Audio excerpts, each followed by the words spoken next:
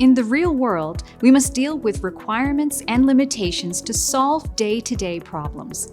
Imagine a scenario. You want to add a garden to your residence. You live in an area that has a shared green space with sunlight all day, where you have permission to plant a small garden. You also have a room with a window that does get some direct sunlight, but only for the latter half of the day. First, consider your criteria or requirements. In order to create a garden, whether it is big or small, plants require sunlight, water, air, space, and nutrients. Then consider the constraints or limitations.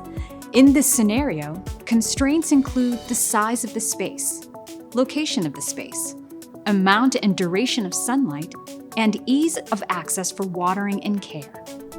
When facilitating Lesson 3, your learners will be learning and establishing criteria and constraints related to the computational problem they are working to solve. Now pause and take a moment to complete the next part of your Lesson 3 scavenger hunt. Then reflect on the following questions.